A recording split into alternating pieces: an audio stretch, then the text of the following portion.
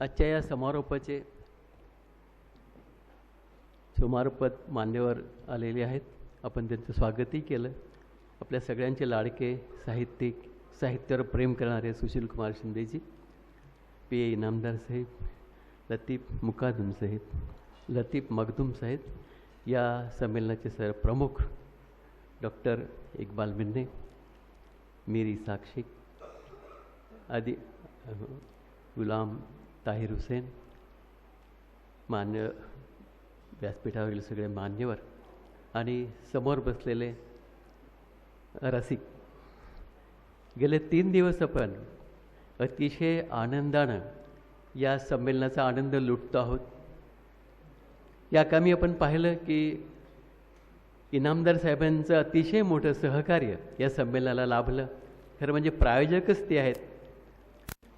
मुस्लिम bank आणि हा परिसर, या परिसरात आपण गेले 3 दिवस वेगवेगळ्या साहित्यिक कलाकृतींचा आनंद लुटला. सरजी, शिंदे सर, आम्ही गेले 30 वर्ष ही मुस्लिम साहित्य परिषदेची, मुस्लिम मराठी साहित्य परिषदेची चळवळ चालवत आहोत. या 30 वर्षामध्ये 12 संमेलनं घेतली. हे 12वं संमेलन पुण्यात घेतलं. यापूर्वी 95मध्ये 4थं संमेलन आम्ही याच प्रिमायसेसमध्ये घेतलं होतं, याच परिसरात घेतलं होतं. त्यावेळेचा परिसर आणि आजचा परिसर पाहिलं तर जमीन आसमानाचं तफावत, अंतर दिसतं. 25 एकराचा परिसर अतिशय एज्युकेशन हॉबनं अतिशय नटवलेला आहे. त्यामुळं आम्हालाही या परिसरात 3 दिवस राहण्याचा आनंद लुटता आला. आणि खरंच या संस्थेनं काय काय केलं आहे विद्यार्थ्यांसाठी त्याचा परिचय आला. खरंच आमच्या संमेलनाचं वैशिष्ट्य असं असतं की वेगवेगळे परिसंवाद आमच्याकडे होतात. या संमेलनातही 6 परिसंवाद झाले, 2 एकांकिका झाल्या, 2 कवी संमेलनं झाली, 1 मुशायरा झाला आणि सगळे अतिशय सुरेख वातावरणात पार पडलं. लहानसहान अडचणी आल्या, त्याही अल्लाच्या कृपेने दूर झाल्या. या संमेलनाचं वैशिष्ट्य असतं की इथले परिसंवाद इतके सुंदर होतात, तर प्रत्येकाचे वैचारिक विचार इतके सुरेख असतात. वैचारिक पातळीवर हे संमेलन कळसावर नेण्याचं काम हे सगळेच परिसंवाद करतात. खरं म्हणजे प्रत्येक परिसंवादाचे एक स्वतंत्र पुस्तक होईल इतके सुंदर परिसंवाद ह्याच्यात होतात. आणि मला वाटतं आपण हे सगळ्या नोटिफिकेशन केलेलं आहे. मी परिसंवादात भाग घेतलेल्या सगळ्यांना आवाहन करू इच्छितो की तुम्ही जे काही भाषण केलं असेल, जे काही विचार मांडले रसिकांपुढे, ते विचार आम्हाला लिखित स्वरूपात आमच्याकडे देण्यात यावेत. आम्ही ह्या 6 परिसंवादाचे 6 पुस्तकात रूपांतर करू इच्छितो. आणि इनामदार साहेबांना एक विनंती करतो की आपला स्वतःचा प्रेस आहे, आपल्या परिसरात आपल्या संस्थेचा प्रेस आहे. जसं या प्रेसमध्येच यंदाचा काफिला हा अंक दिवाळी अंकासारखा, दिवाळी अंकाच्या दर्जाचा स्मरणिका काफिला म्हणून जी काढली आहे ती इतकी सुंदर छापण्यात आलेली आहे की प्रत्येकाला ती घरी घेऊन जाता येईल आणि आनंदानं घरी घेऊन जाता येईल. ते वाचलं तरी त्याच्यात वेगवेगळे मुद्दे तुम्हाला स्पष्ट होतील. संमेलनाविषयी, संमेलनाचे कवी, संमेलनाचे लेखक ह्याच्यात मिळतील. आणि इतका सुंदर रीतीने छापलेला आहे. तर मला वाटतं जर इनामदार साहेबांनी असं सहकार्य केलं तर आमचा मनोदय असा आहे की दर 3 महिन्याला आपलं त्रैमासिक का काढण्यात येऊ नये. काय वाटतं तुम्हाला? आम्हाला आमच्या साहित्यिकांना मराठीत जे लिहितात, आमचे साहित्यिक, मुस्लिम साहित्यिक, ह्या साहित्यिकांना सर्वदूर पोचवायचं आहे. आम्ही वर्षातनं एक काफिला काढतो, त्याच्यात थोडेफार साहित्यिक आम्ही त्याच्यात त्यांना न्याय देतो. पण जर दर 3 महिन्याला असं जर काफिलाचा अंक निघाला त्रैमासिकाच्या स्वरूपात, तर निश्चितपणे इथल्या महाराष्ट्रातल्या किंवा महाराष्ट्राच्या बाहेरच्या सुद्धा जे मुस्लिम मराठीत लिहितात त्यांच्या प्रत्येक साहित्याला आम्ही न्याय द्यायचा निश्चितपणे प्रयत्न करू. आणि जे काही आम्ही देऊ तुम्हाला सगळे DTP पण अगदी अप टू डेट अंक तुमच्या हातात देऊ. फक्त तुम्ही जरा आम्हाला छापून आम्हाला दिलात, इथनं न्यायची व्यवस्था आम्ही करू, सगळ्यांना पोचवायची आम्ही व्यवस्था करू. फक्त छापायची जबाबदारी जर या इनामदार साहेबांनी आणि यांच्या संस्थेने घेतली तर खूपच आमच्या साहित्य परिषदेवर मोठी कृपा होणार आहे. तरी मी त्यांनाही एक विनंती करतो की त्यांनी हेही आमचं काम मनावर घ्यावं. आत्तापर्यंत खूपच सहकार्य लाभलेलं आहे, यापुढे आणखी थोडंसं सहकार्य आम्ही मागतो आहोत.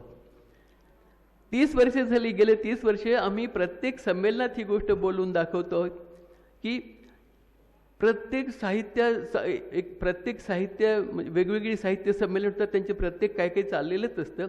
तसं आमच्या मुस्लिम परिषदेचं एखादं साहित्य भवन असावं, ही अगदी पहिल्या वर्षापासून आपली सगळ्यांची मागणी आहे. ती काय मात्र पुरी होत नाही. पण इथं आल्यावर असं वाटतं की ती पुरी व्हायला अजिबात काही हरकत नाही असं वाटतंय. अरे एवढे मोठे आमचे सुशीलकुमार शिंदे साहेब आहेत, आमचे PE इनामदार आहेत, आम्हाला काहीतरी मदत करणारच. एखादी छोटीशी जागा दिली बांधायच्यासाठी, तुम्ही काय आम्ही काय मदत केली तर निश्चितपणे लवकरात लवकर आपलं साहित्य भवन निश्चितपणे तयार होईल, जेणेकरून आमच्या साहित्यिक चळवळीनं आणखीन काहीतरी रंगरूप रेषा येईल, काहीतरी असं जेणेकरून साहित्यिकांना त्या ह्याच्यात आपली पुस्तकं ठेवता येतील साहित्य भवनात. एखाद दिवस पुण्याला आलं समजा, कुठेही ज्या शहरात येतील तिथे त्यांची राहायची सोय होईल. काही दर महिन्याला किंवा दर आठवड्याला तिथे विचार मंथनाच्या काहीतरी बैठका होऊ शकतील. आणि आम्हाला जागा जर अशी मिळाली तर निश्चितपणे ही चळवळ आणखीन पुढे जाऊ शकेल. त्यासाठी मी या मान्यवरांना विनंती करतो की आम्हाला काहीतरी मदत करावी, जेणेकरून साहित्य भवन रंगरूपाला यावं.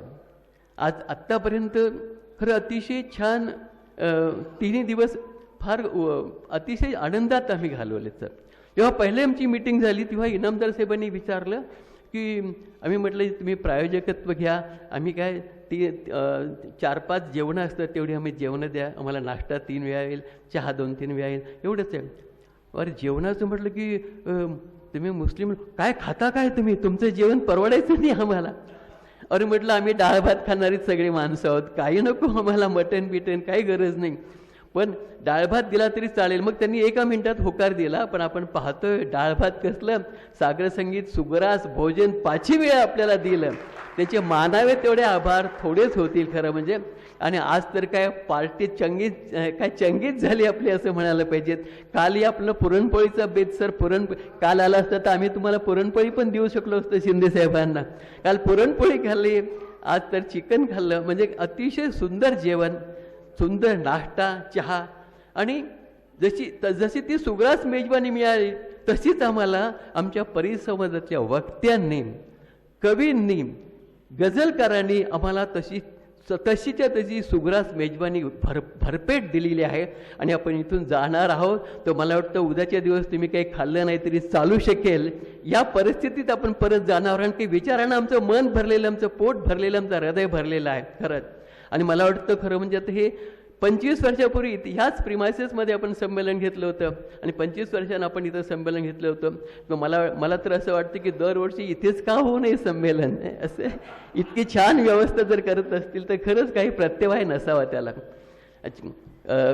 आपण खूप आनंद घेऊन, आनंद लुटून आपण इथनं परत जातो आहोत. तर परिषदेकडनं, या मंडळाकडनं आम्ही काही ठराव मांडू इच्छितो आणि ते ठराव मी आपल्याला वाचून दाखवतोय. बघा, पहिला ठराव आहे की मराठीतील पहिलं पुस्तक रिद्धपूर इथे लिहिलं गेलं आणि ते पुस्तक होतं लीळा चरित्र आणि ते लिहिणारे होते चक्रधर स्वामी. आणि म्हणून जो पहिला ग्रंथ लीळा चरित्र जिथे लिहिला गेला, त्यामुळे त्यासाठी मराठी विद्यापीठ रिद्धपूर येथे व्हावं असा आमचा पहिला ठराव आहे. प्रत्येक ठरावाला जोरदार टाळ्या वाजवून हात वर करून अनुमती द्यायची आहे तुम्ही लोकांनी. पहिला ठराव मंजूर, वा. दुसरा ठराव असं म्हणतोय की सच्चर समिती, रंगनाथ मिश्रा कमिशन आणि मेहमूदुर रहमान समितीच्या शिफारशींची अंमलबजावणी त्वरित व्हावी. तिसरा ठराव असा आहे की आपण बघतोच की आपल्याला 30 वर्ष झाली आणि 30 वर्षात आपली 12 संमेलनं फक्त झालीत. असं ह्याला कारण फक्त की कोणी प्रायोजक मिळत नाही, कोणी आर्थिक शेवटी आर्थिक तुटवडा भासतोच आपल्याला असं. आणि आम्ही आत्तापर्यंत 12च्या 12 संमेलनाच्या वेळेस शासनाला दरवेळेस विनंती केली आहे की बाबा 10-15 लाख कमीत कमी खर्च आमच्या ह्याला येतो संमेलनाला, त्यातला काही थोडाफार हिस्सा जसं तुम्ही अखिल भारतीयला उचलता तसं आम्हाला विचारतच नाही. खरं म्हणजे तिथल्या अनुदानावर पहिला हक्क आमचा आहे, मुस्लिम मंडळाचा आहे, कारण आम्ही मुस्लिम असून मराठीत लिहितो आहे. तिथे आमचा पहिला हक्क आहे, पहिला हक्क आमच्या अनुदानावर आहे. पण आम्हाला 30 वर्षात अजिबात कोणी विचारलं नाही, एक पैसा कोणी दिला नाही शासनातर्फे. म्हणून हा ठराव मांडतोय की अखिल भारतीय मराठी साहित्य संमेलन आणि इतर संमेलनाला जसं शासकीय अनुदान दरवर्षी दिलं जातं, तसंच अखिल भारतीय मुस्लिम मराठी साहित्य संमेलनाला दरवर्षी किमान 50 लाखांचं अनुदान शासनानं द्यावं अशी मागणी हे संमेलन करत आहे. ठराव 4, मुस्लिम मराठी साहित्य भवनासाठी शासनानं शासकीय जमीन आणि बांधकामासाठी 5 कोटींचे अनुदान द्यावे अशी मागणी हे संमेलन करत आहे. आपल्या सगळ्यांच्या इच्छा आकांक्षाचं प्रतिबिंब या ठरावात पडलेलं आहे असं मला वाटतं. ठराव नंबर 5, मुस्लिम मराठी साहित्यिकांना, संशोधकांना, विचारवंतांना विविध शासकीय समित्या आणि मंडळावर नेमणूक करून साहित्य सेवा करण्याची आम्हालाही संधी द्यावी.